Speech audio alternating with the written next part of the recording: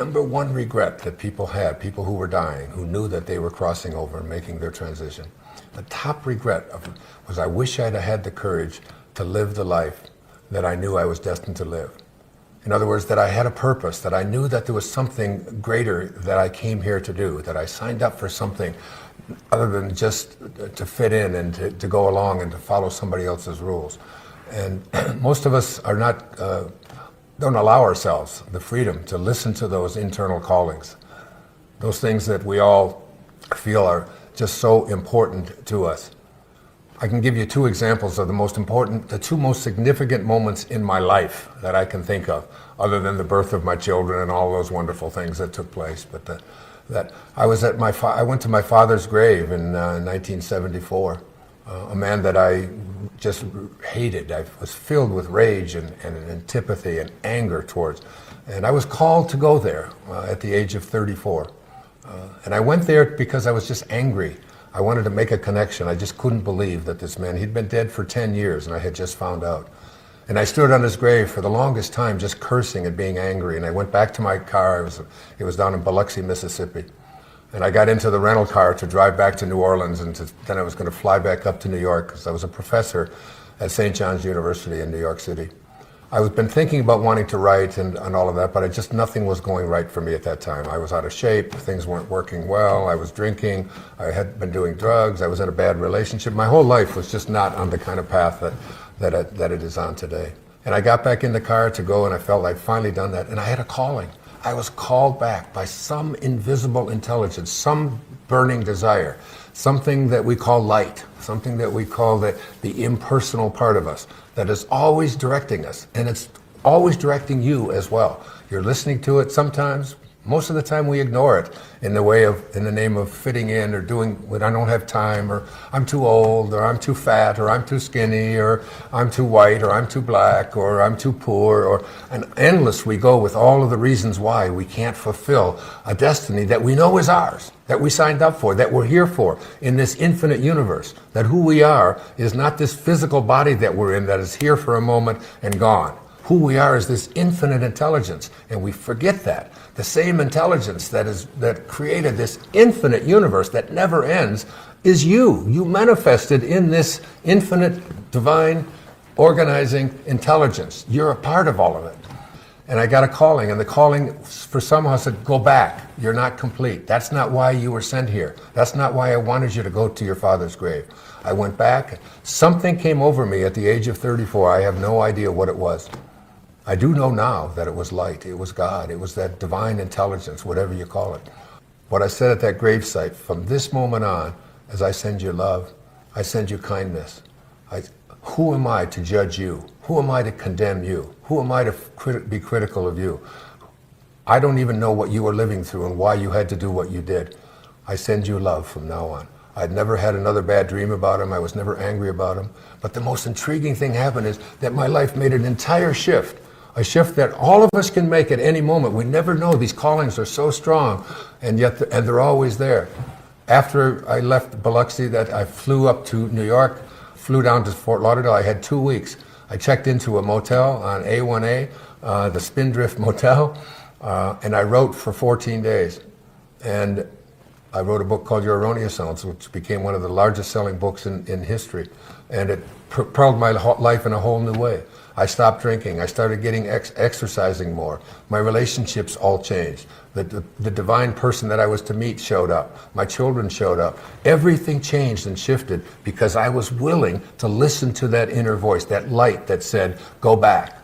Another time, just a few years later, it was 1976, I was driving on the Long Island Expressway from where I lived in Huntington, New York, into the city. I was about to receive tenure, which at that time I was 36 years old.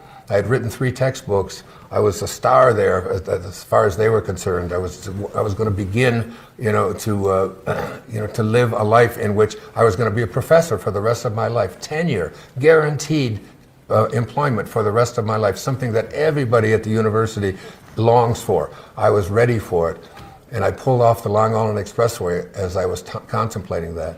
And I sat on the side of the shoulder there for about a half an hour, just watching the cars go by, wondering and asking myself, do I really want to get tenure and stay here and do what I've been doing?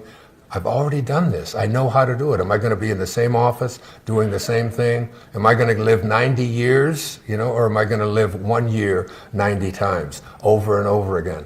And I decided that I just couldn't do it. And I just felt, this amazing moment came over of freedom. It was like it just was lifted off to me. And I got back on the freeway, got off at the exit at Grand Central and Utopia Parkway, parked my car right outside Marillac Hall, went up to the second floor, went into the dean's office, Dean Sarah Fassenmeyer, and I told her, I've written this book, and it's now just been published. It's called Your Erroneous Zones, that I wrote also as a result of another calling.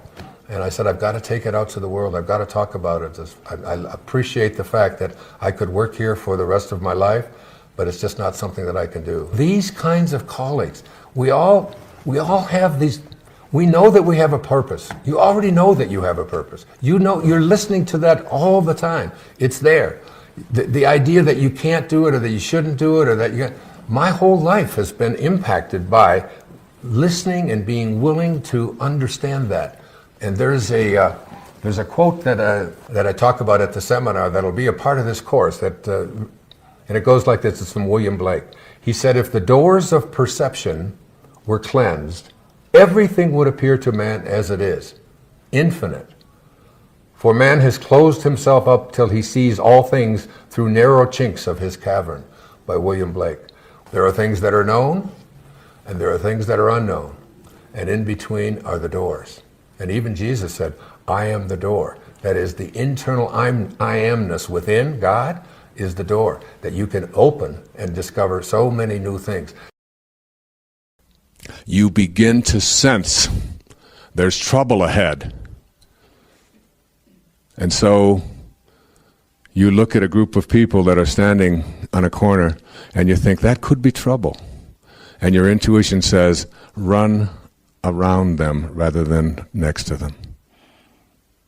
And you run and you avoid that. And something tells you when you're walking out of a parking lot, there's some intuitive sense that says, I think I should have somebody accompany me when I'm doing this. And you listen to that intuition. Sometimes it isn't there and it's not necessary. When it's there, you pay attention. You begin, synchronicity isn't any more confusing than the thought that exists between a mother and her baby. It's not any more difficult to understand than the idea of a remote control in your television set. And when we then have these synchronistic events in which we access our intuition, and what I'm suggesting is that when you reach these higher frequencies, intuition, insight, creativity, all of these things become negotiable. You can access them. You have the knowing. Because when you form a picture in your head of what you would like to attract into your life, you can begin to attract abundance and virtually anything else that you put your attention on. It's a law of the universe. Get that picture. See yourself as if you already are what you'd like to become, and every great artist, every great thinker is able to do just that. They have been able to see themselves as completing something. Do you know how difficult it is for so many people who get into a doctoral program? I think the statistics are that out of every 10 people admitted into a PhD program, 1 completes it. 9 out of 10 never complete it because they can't picture themselves writing a dissertation. The reason that I knew when I entered a doctoral program and was told that 9 out of 10 don't complete it, I already saw myself as having my doctorate. And I just knew that that was something that I had to do. And I suggest that there are people right in here, there are physicians in here, who probably entered medical school. There's a lady right here in the front who entered medical school. How many women who enter medical school complete the entire process and become medical doctors and have a practice? It's getting higher, but the statistics are against you as you enter something like that.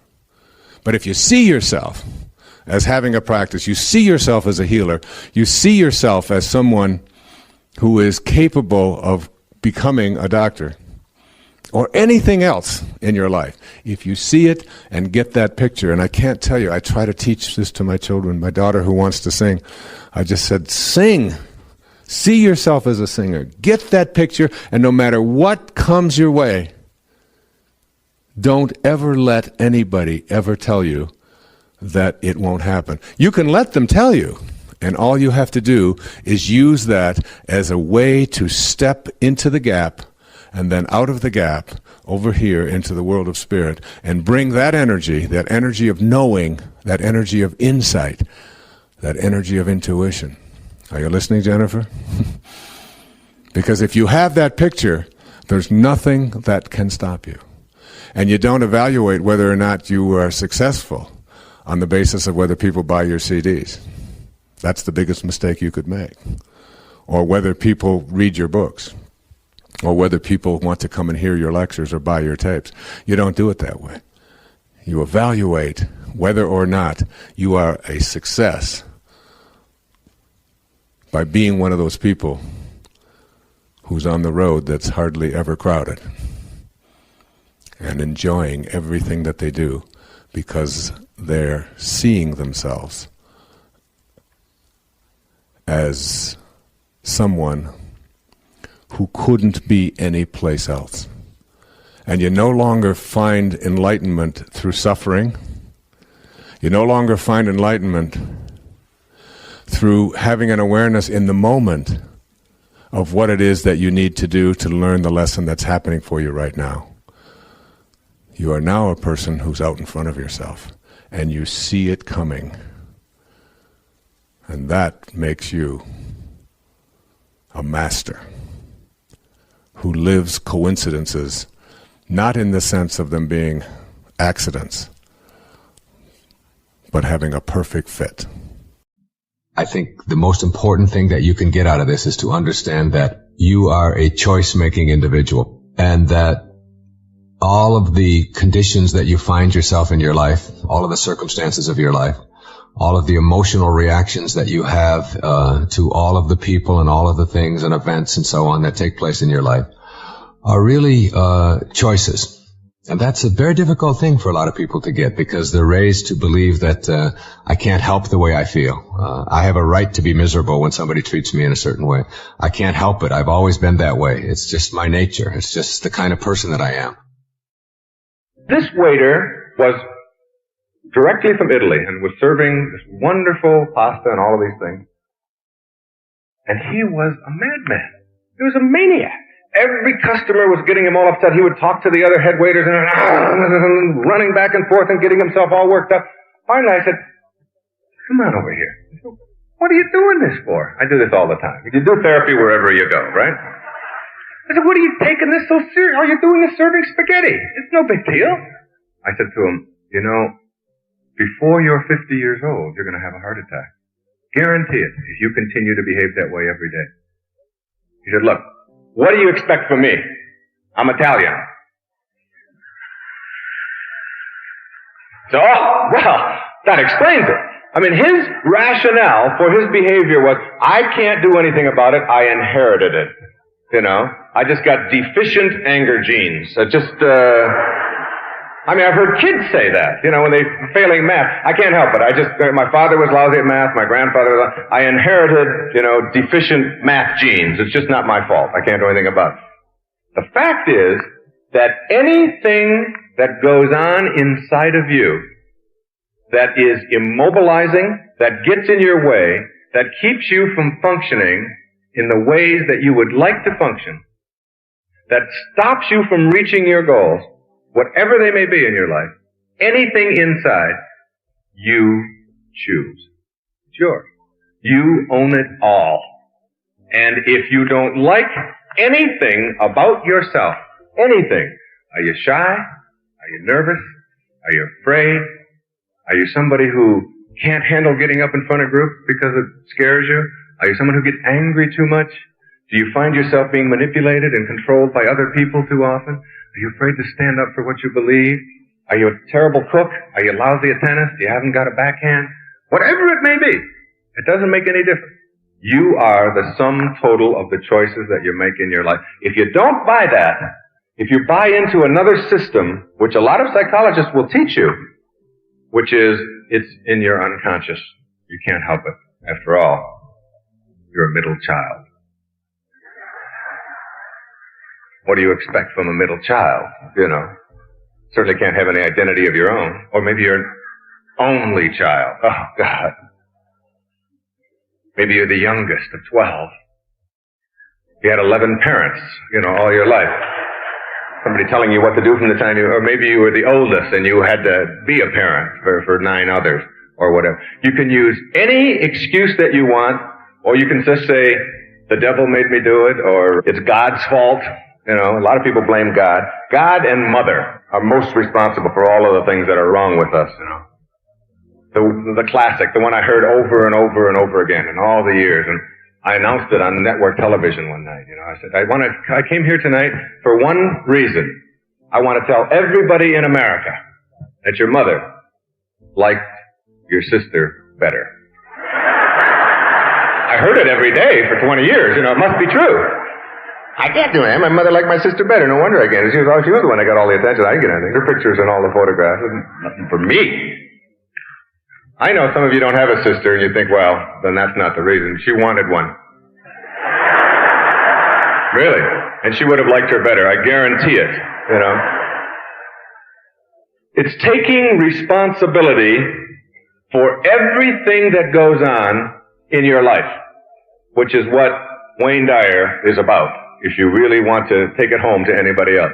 No blame is allowed for anything that goes on in your life. Virtually everything in your life boils down to what kinds of attitudes, what kinds of beliefs do you have about any given situation. You try to set your expectations in such a way so that you understand that your life is nothing more than a series of choices.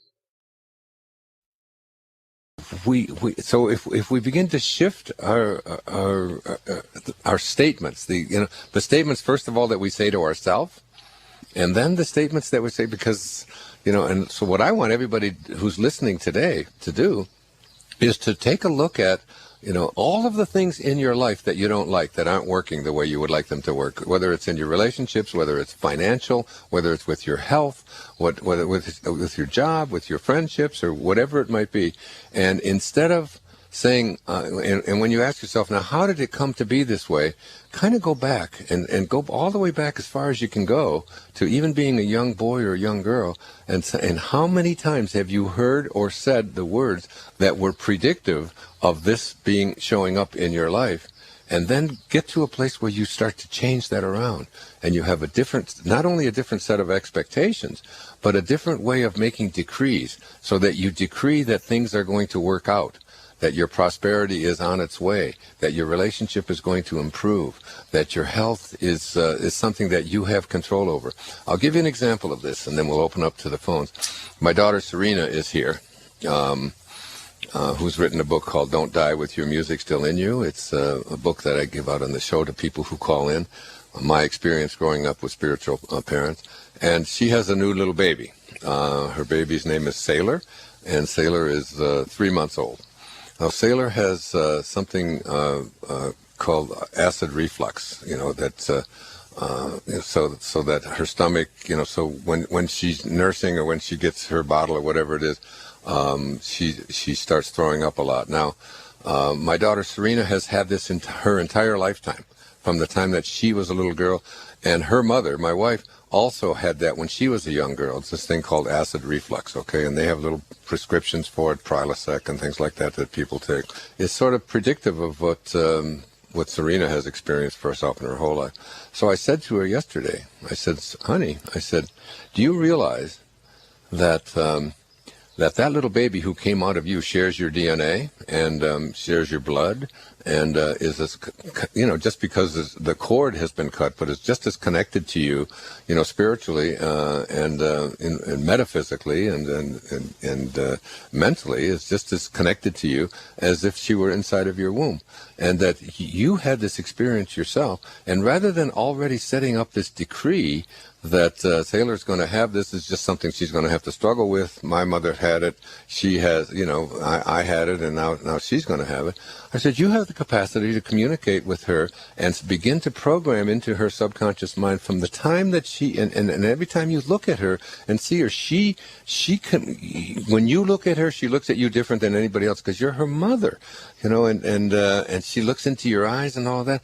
And instead of telling her that you have acid reflux and I'm really sorry, I'm going to give you more milk than you need and you're going to have this for a lifetime, I said, you have the power to heal this.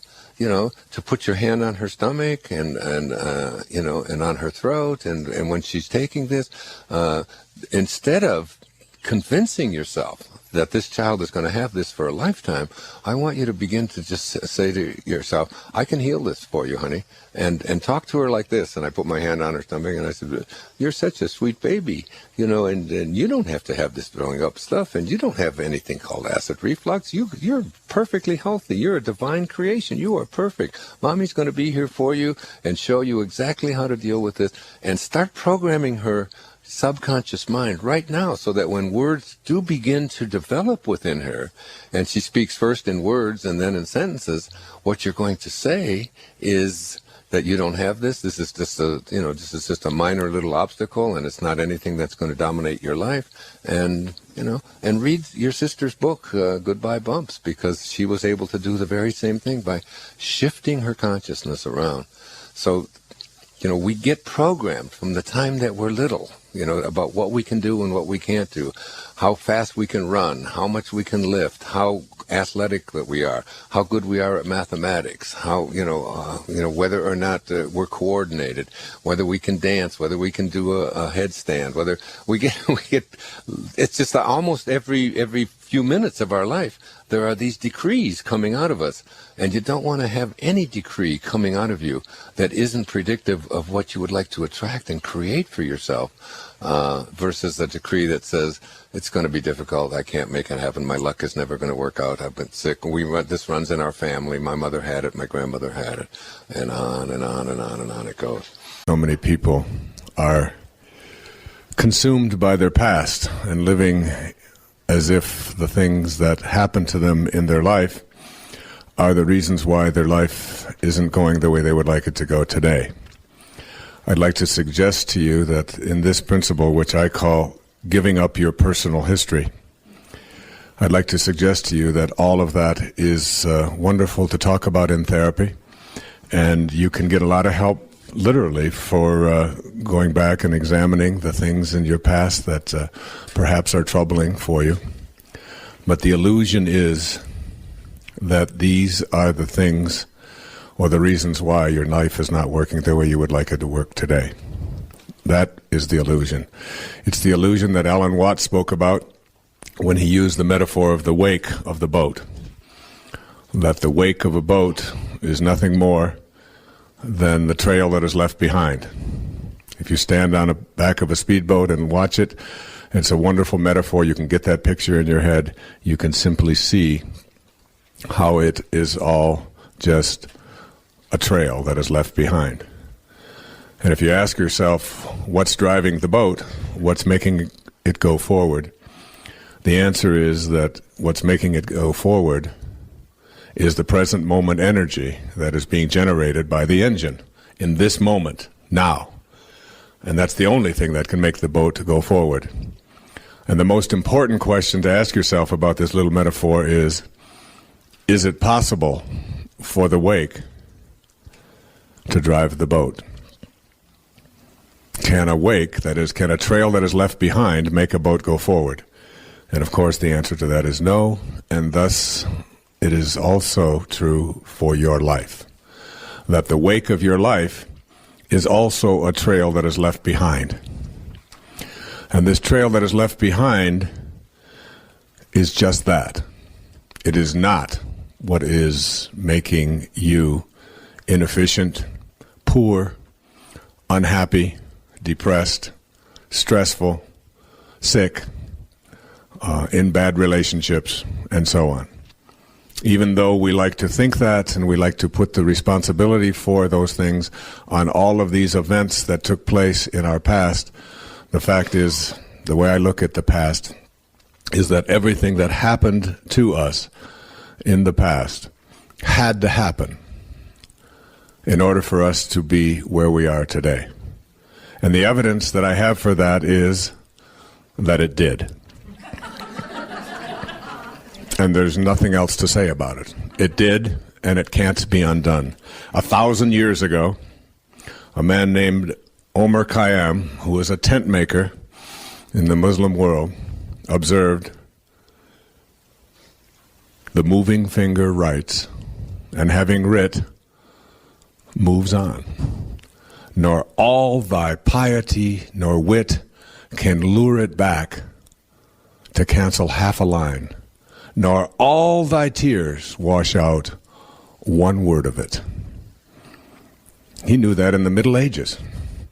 And yet we've got people who are consumed with the belief that because of the way you treated me, because of what you said to me, because of how I was abandoned, because of how I was abused, because of how I was ignored, because of my past, that I lived in this particular set of circumstances, or that these are the reasons why my life is not going the way I would like it to go today. And if there's any advice that I think will help you to get onto the extra mile where it's not very crowded, it came to me from a man named Carlos Castaneda, who I was reading something that he had written in a book called The Fire from Within. And he said, "One day, I finally realized that I no longer needed a personal history." He said, "And just like drinking, I gave it up."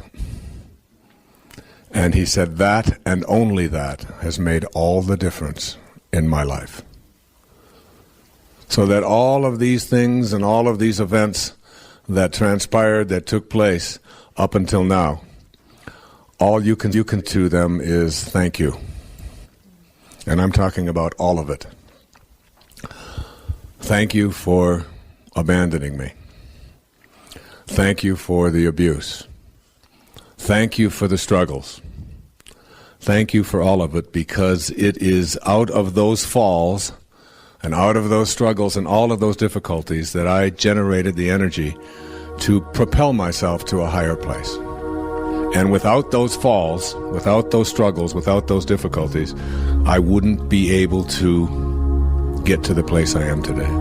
How you process and perceive yourself is determined not by what other people tell you, as much as you'd like to believe that, but in fact by how you have chosen to process yourself.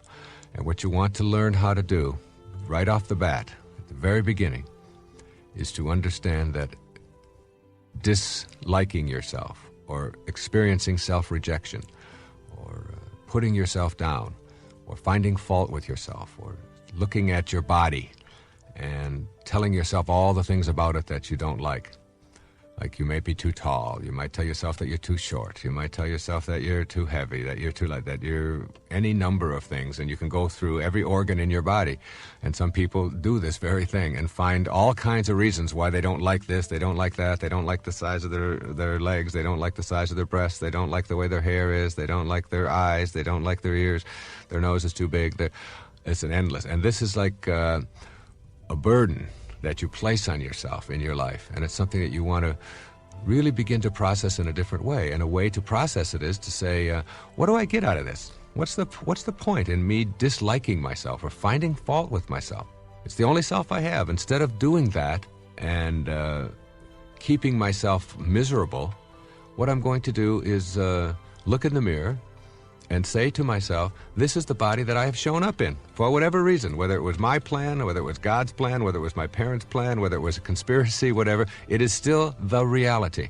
And I am going to accept the reality of what I have shown up in and see it as my curriculum to a higher place. The body that you're in, whether it's in a wheelchair, whether it's blind, whether it's deaf, whether it's tall, whether it's short or black, white, whatever it may be, it is still your curriculum. It's what you have to use to get to the highest place that you want to be in your life. So rejecting it is really rejecting your entire life curriculum.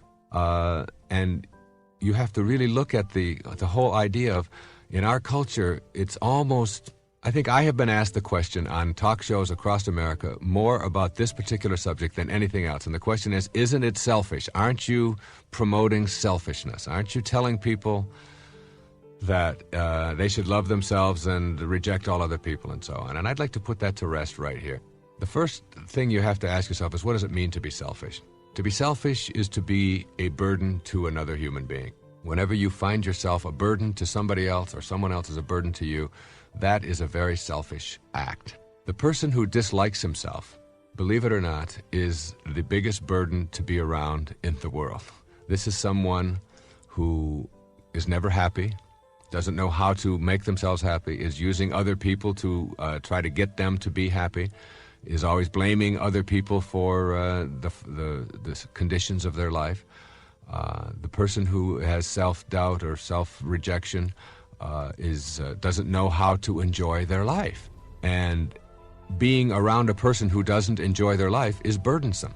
The person who does love themselves, who feels good about themselves, who, if you ask the question, do you love yourself, there's not even an issue there. There's not even a question involved. It's simply, of course I do. This is me. This is all I have. Of course I love myself. Why wouldn't I? Why would I ever put myself down? It has nothing to do with being conceited or finding fault with other people or making yourself better than anybody else. It has nothing to do with that. It has to do with the simple notion that in order for me to be happy, I have to love myself. In order to be able to be free from being a burden to somebody else, I have to know how to enjoy my life. If I know how to enjoy my life, it means that I am loving the life that I'm having, and that means I'm loving the body that I'm in. I'm loving the self that I am.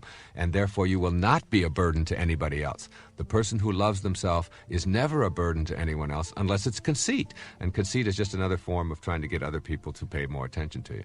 But if it's just authentic self-acceptance, then it is the most important thing that you can do. And in raising children, nothing is more important in the whole educational environment than self-concept, self-esteem.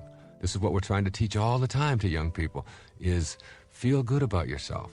Treat yourself, cherish yourself as a valuable, important, significant, grand, divine creature, as someone who is unique and special in all the world. And feel that way about yourself wherever you go and carry yourself that way. So you have to say to yourself, they didn't do it to me. I allowed it to happen. And I am no longer willing to allow myself to be immobilized by the rejection that other people or other events or other institutions or whatever it may be may have attempted to impose on me. So what you want to do at this point is if you can see that there are areas of your life in which you are self-rejecting, and identify them and make a commitment to changing them, then you can come up with some specific things that you can do about it. You can begin to discipline yourself to select new responses to others' attempts at making you feel good. When someone says to you, gee, you look really nice today, you can practice, instead of that immediate self-rejecting kind of, oh, it really isn't me, or this is my hairdresser, or whatever. You can just a very simple thank you, or it's nice to know that you appreciate me.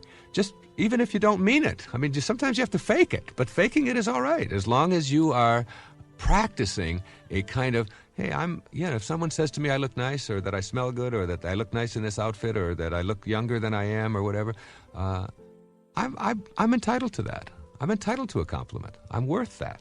You can practice saying things like, I love you, and check out when someone says that back to you, how do you react to that? What is your reaction to that? And accept the I love yous and the caresses and the affection that other people are directing at you as something that is directed towards someone who deserves that, rather than always doubting it and saying, oh, I wonder if he really does that, or I wonder if she really means it, or and all of the doubting kind of things. Of course you would love me. Your attitude, your inner conversation goes, of course you would love me. I'm worth being loved. I'm a valuable person. Here are a few ideas for putting peace in your life permanently. Thinking of yourself as a peaceful person is the first step, but it is only the first step. The thought must translate into action in order for you to know peace. Work at curbing your inclination to create confrontation and disruption in the lives of others. A simple practice of pausing and asking yourself whether your ego, which loves turmoil, or your higher self, which loves peace, is about to act. That pause will help you to send out a peaceful response even in situations where you are feeling impatient or misunderstood. In those situations, you will be able to state simply, for example, you are really having a rough day, to a hassled clerk, rather than, I've been waiting for 15 minutes already and I'm really feeling abused. Send out peace by catching yourself and then consulting your loving presence for a response, rather than relying on your ego. Practice releasing the emotions of fear and guilt and replacing them with love and forgiveness and kindness. Release the guilt by forgiving yourself and vowing to avoid that kind of conduct in the future. You do not need the guilt unless you're going to allow your ego to continue its dominance over your life forever. For example, make a list of all the things that keep you from loving yourself. Your list might include being overweight and jealous or nervous or addicted or incompetent or uncoordinated.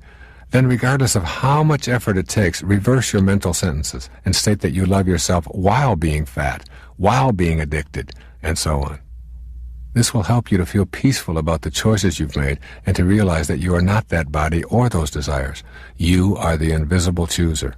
As you become more peaceful with the chooser, you will begin to replace the unhealthy choice in a spirit of love. Examine everything that offends you and see if you can get your ego out of the picture. If hunger and starvation in the world offend you, try shifting to a new awareness. Somehow, in some way that I do not comprehend, these things occur in divine order, and so too does my desire to change it exist in divine order. Shed what offends you and act on your desire to make corrections. There will then be no need to fight. Similarly, if you find someone else's behavior offensive, you are interpreting that behavior from your own self-absorbed position, which is that they shouldn't act the way they do. You choose to be offended, hurt, or angry by their behavior. But they are acting the way they are. Your being offended is your ego talking to you to keep you anxious and upset. If you don't take it personally, and if you see the behavior for what it is, you can work to eradicate the evils of the world unimpeded by your ego's encouragement to be offended. Keep in mind that grievances bring turmoil, while communication brings peace. If you want peace in your life, rid yourself of your grievances. The way to shed these grievances is to let go of your own self-absorption and to practice forgiveness rather than revenge. As you let go, you will feel a sense of peace overtaking you. If you are angry towards someone in your life, no matter how difficult you may find it, work at communicating with that person about your aggrieved feelings. Your embarrassment or inner anguish over being wronged is just what your ego wants you to experience, since it will keep you away from your sacred quest and keep you in the clutches of your anxiety-loving ego. Keep this little sentence ready to consult. Judgment and peace are antithetical. A Course in Miracles says the strain of constant judgment is virtually intolerable. It is curious that an ability so debilitating would be so deeply cherished. You must make a daily effort to look upon others without condemnation. Every judgment takes you away from your goal of peace. Your ego loves your judgments because with them you remain in a constant state of anguish and remorse. Keep in mind that you do not define anyone with your judgment. You only define yourself as someone who needs to judge.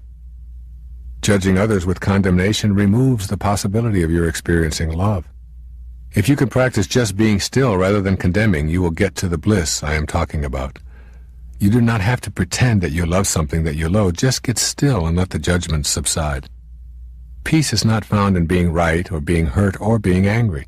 By all means, work toward righting the wrongs you perceive, but do it with an understanding that an angry heart keeps you from knowing God on the path of your sacred quest.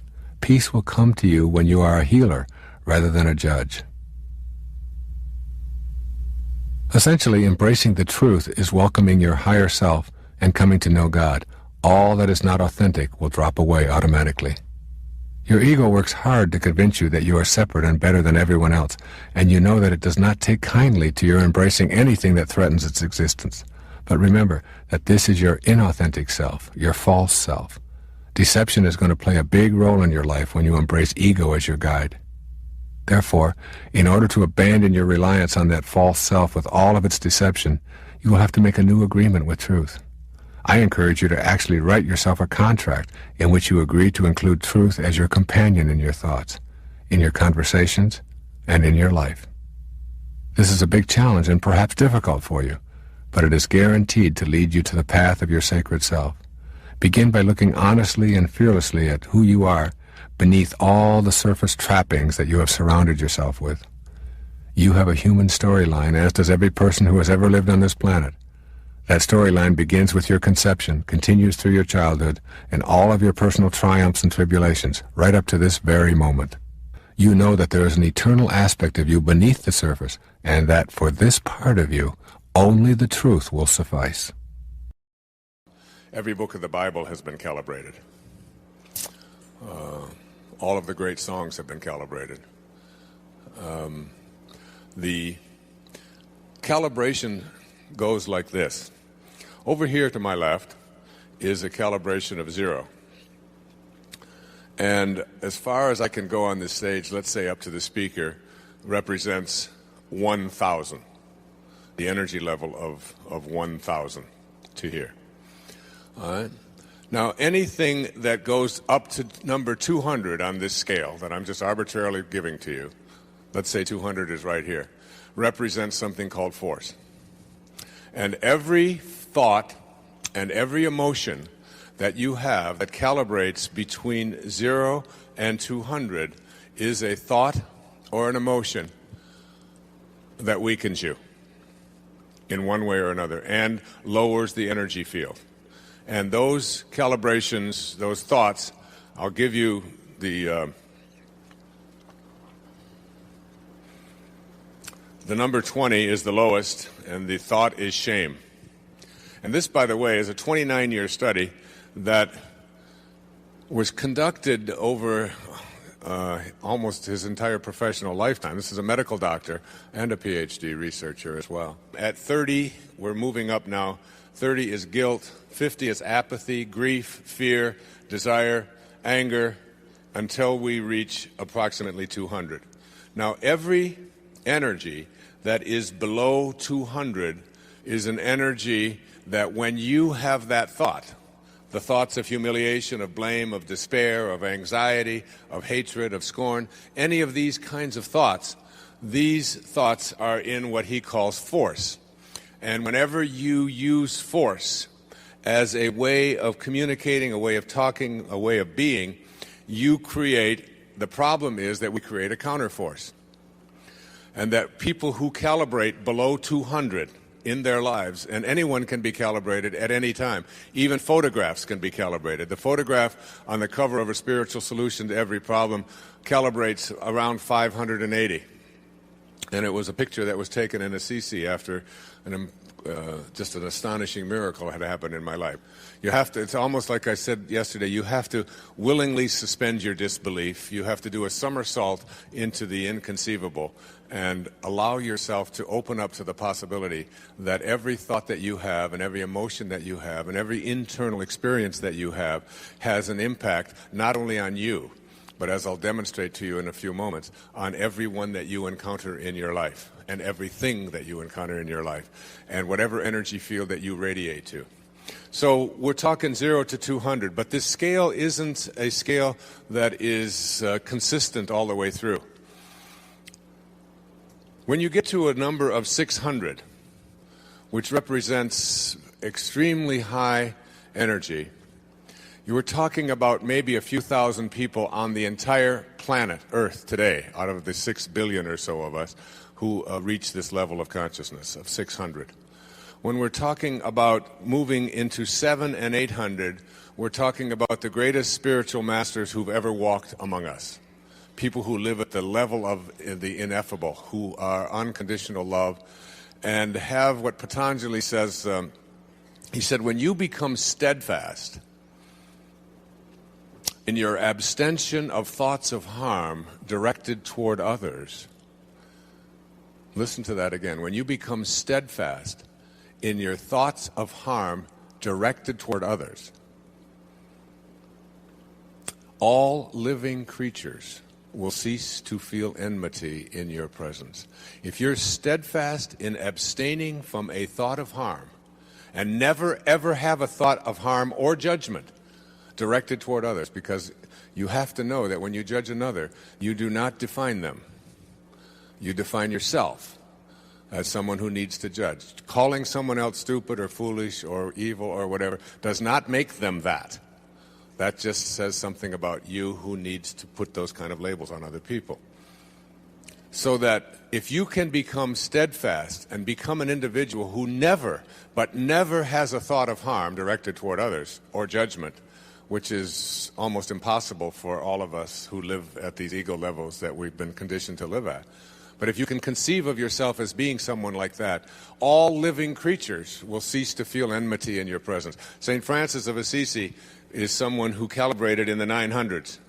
Maybe 7 or 8 people in the history of the world have calibrated above 950. Francesco's, in fact, the city just to the north of us, about 40 miles, was named after this little man, St. Francis, who left his worldly belongings behind and just took out to save the church. And he spent the last 2 years of his life up in a place that I visited with my wife a few years ago when I took a group of people to Assisi at Mount Suribasso. And the last 2 years of his life, he had to have his hands and his feet and his side bound so that he didn't bleed to death. Such was the energy level of this being.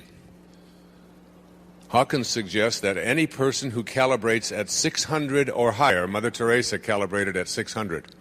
When Mother Teresa walked into a radio studio where I was on the radio that morning, everyone in the room felt her presence. She weighed about 90 pounds. It's about 4'10". And she radiated out a different kind of an energy. And he suggests in Power versus Force, with his academic and research background, that anyone who can raise their calibration level to the level of 600 or higher, everyone in that energy field is automatically healed. Disease cannot survive when you are around that kind of energy. They said of Jesus, his presence in the village and nothing more would raise the consciousness of those around him. He suggests that only one person in the history of humanity has ever reached this level of 1,000, and that was Jesus of Nazareth.